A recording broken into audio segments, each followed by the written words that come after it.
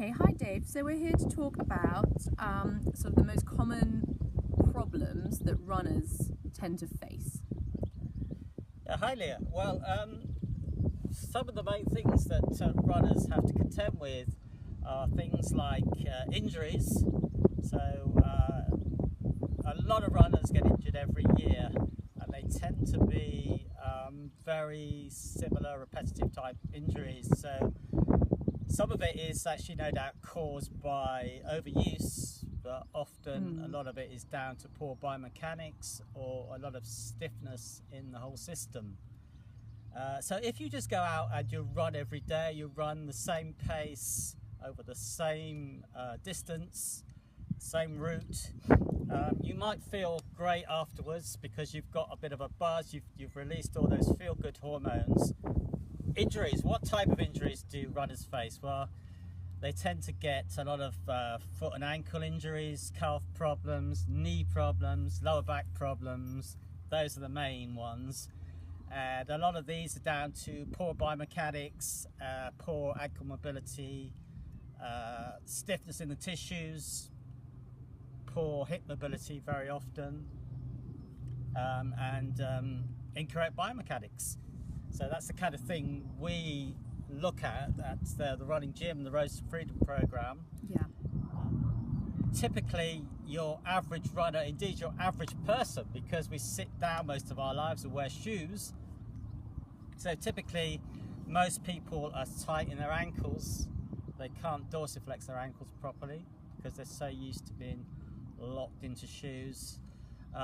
Also, typically, hips are very stiff, quadriceps are very tight, adductor muscles are also very stiff and tight from sitting.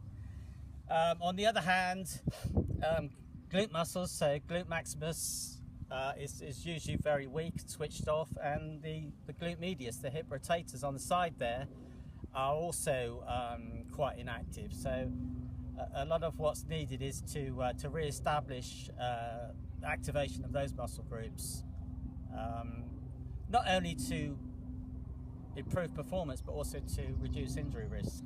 Yeah. So there's the injury side of things, but there's also the performance side of things. So we want to minimize injury risk, but at the same time that should also improve our performance. So if we can loosen up some of these tissues, get things moving a bit better just through simple stuff like myofascial release, bodyweight stretches, things like squatting and lunging and variations on those patterns, hip raises, calf stretches, ankle mobility work, all of that kind of stuff can massively improve our performance. So things like proper running form and posture, gait, good cadence, all of these kind of things. Just tiny changes to those can also make a massive difference there. Yeah, and you always tell me it all begins in the feet. So any sort of enhancements you may make or injuries you may come do often start from the very bottom, and so you're talking about gait, cadence, things like that. Well, typically when people come to me, especially if they've got a knee injury or a lower back injury, first thing I do is I look at their feet, and I know straight away that I'm going to see a foot that's turned out, almost certainly. So this tends to mean, if I just show you, so with the foot turned out, basically the knee becomes valgus, knee translates inwards, you overpronate, your pelvis drops on that side, glutes switched off, and lower back injuries tend to often result, as well as knee, hip injuries and ankle injuries. So ankles get turned over very easily. So all of those things. So sometimes that comes from poor foot mechanics, poor ankle mobility, but it can also come from inactivation of the glutes. It's sometimes hard to know where these problems start and finish, because they kind of all go together. It's all part of the same scenario. But runners often come to me saying that they need to do some core work, and I know exactly what they're thinking. They think they need to do loads of horrible sit-ups and things. So what I do is I tend to work from the ground upwards in most cases. So I make sure that their feet are working properly with the ground, and then I make sure the glutes are activating properly, and I make sure that everything is stable and aligned, that the knees aren't wobbling all over the place, that the pelvis is not dropping, the ankle is not rolling over and collapsing, which are all very common things that we see. And do you have any specific advice for older runners? Because I tend to often come across older clients who feel like running has caused them injuries later in life, which may not really be. I don't think it's. I think people demonize running sometimes for all their ailments. Yeah. But well, that's a very good point, Leah. I'm glad you asked me that, because a lot of people, particularly older runners, say to me, "Oh, running trashed my knees." Yeah. I can't run anymore because my ankles are bad or whatever. But usually we find that they've got poor biomechanics, and that certain muscles are overactive and other muscles are just not working at all.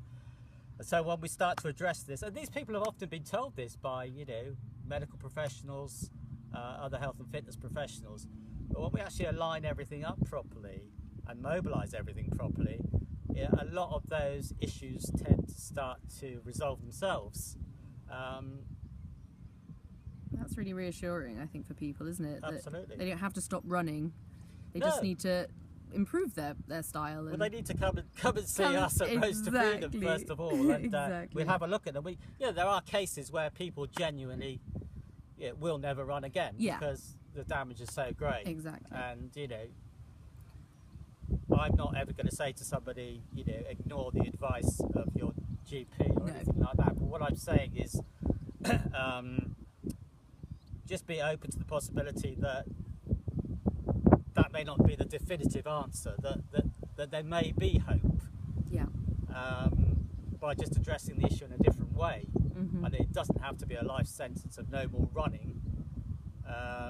It may take time very often to resolve or to improve these situations, but there's always hope. In most cases there's hope. Yeah. And so how can people get in touch with you? So the website is roadtofreedom.net. You can email me there at info@roadtofreedom.net. Also got the Road to Freedom Facebook page, and there's you can also call me on 075 044 39555, or text me on there as well. So those are the main ways. Brilliant. You could also visit my fitness blog at ultrafit50plus.com. Yes. No, David's got a very, very informative blog that covers a whole range of topics, from nutrition to sort of how to improve pace and avoid injury and all of these things. So definitely worth checking that out. Lovely. Thanks, Dave. Thanks very much, Leah.